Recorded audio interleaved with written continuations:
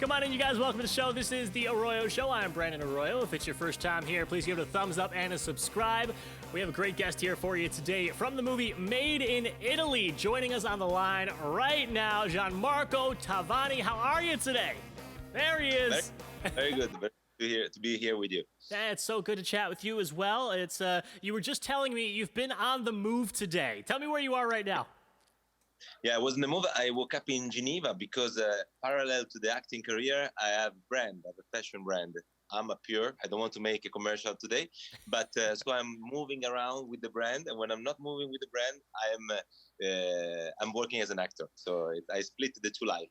All right, so let's get into the movie because it's exciting. People are excited to see this thing come out. Yeah. What will you remember the most from your time on set when you look back on shooting Made in Italy as Marzio? Yeah, for me it was a very good opportunity to work with Liam Neeson. That was one of my favorite actors. And after the movie, even more. I was excited, and my first day of shooting, actually I arrived with a kind of a fighting scene, and I was with him, Valeria Bilello, and his son, Michael Richardson, on set with James Darcy. So I was overwhelmed at 3 a.m. was a night shoot. So I have a very great memory of this movie anyway. When you look back at working with James Darcy, I mean, obviously that's somebody who has people look at him in very high regard when it comes to filmmaking. What will you remember about James? James, for me, has been one of the best directors with who I worked. First of all, I think because he comes from acting. So there is an actor that works as a director, and he knows the stress that we can have on set. So he was really rehearsing the scene and then placing the camera, the lights, and everything. And this was unbelievable. And also, every scene, they were good. The first check, the first take, was good. And he was doing other 2, 3. And he was giving us each one different tips. Like, now let's do it. You are a little bit tipsy. Or now do it a little bit. So with a little bit new element that was making a new scene. So it was very interesting. So you've been in this game for a little while now, over 10 years. I mean, if we go all the way back to Stateless, we're talking about 15 years.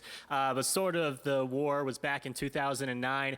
For you, as you are at this point in your career where you've had a little bit of experience, what is it about acting that keeps you coming back to it, keeps that love of acting fresh for you?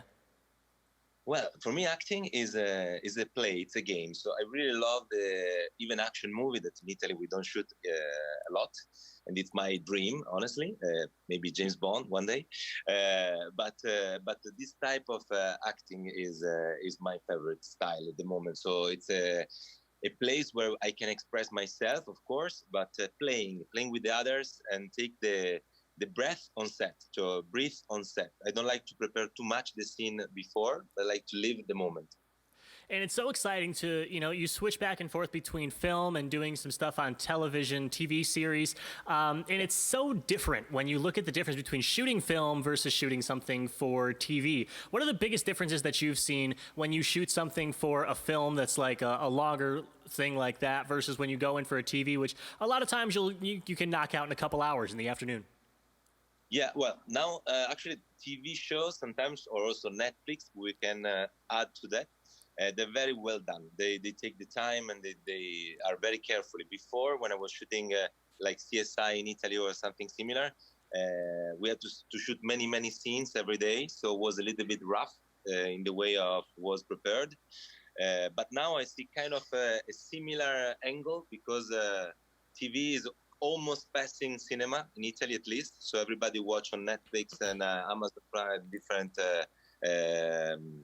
wire, I don't know, on internet.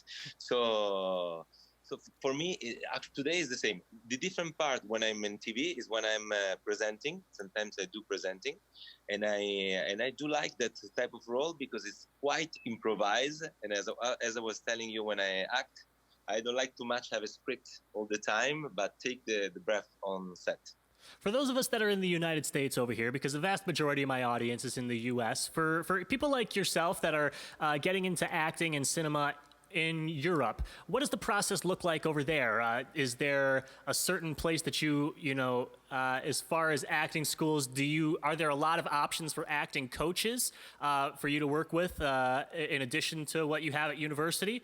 And who did you work with growing up that really had an impact on you as an actor?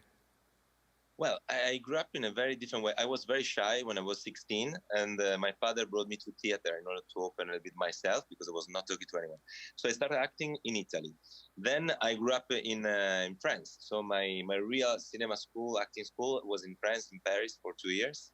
And then I did many master classes in US, in Los Angeles, and I see they are all a little bit different. Then I think you have to find what it works for you. And my dream is to come to US anyway at some point, have some opportunity at least to have a casting there. Not because I have the dream, but there is this type of movie, the action movie that I really love, and others. In Italy and Europe is more intimistic, I would say now. It's more intimistic, it's more little, the type of acting. And sometimes too much gender, like in Italy, mafia, mafia, mafia. I can see that in Europe at the moment.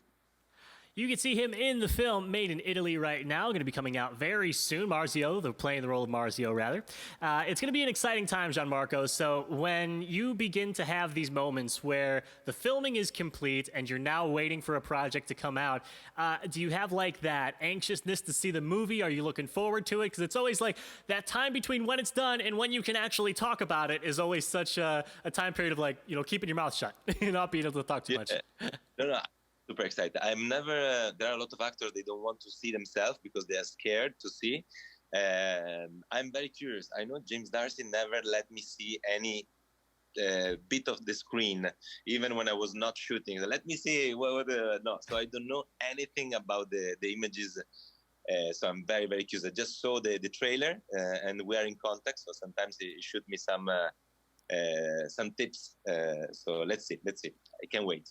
Currently scheduled in the United States to release on August the 7th. Made in Italy, going to be coming to you guys very soon. As we begin to wind down a little bit of the interview here, I wanted to ask you some questions about you, about just your life in general and where you are right now. So the first question is, who do you speak with the most right now? Right now, well, right now with my mother, because we work every day together on the other project. Otherwise, I have different agents in Europe. One is in France, one is in Italy, and I'm moving a lot between the two countries. So I'm based in Italy, but I go quite often in France too, and that's it. What item other than your phone do you use every day? What? Sorry?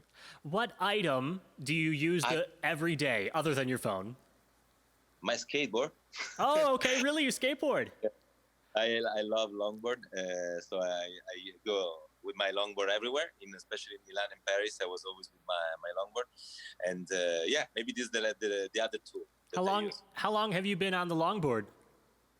Since I was living in San Francisco when I was 21, and I stretched to the American taste.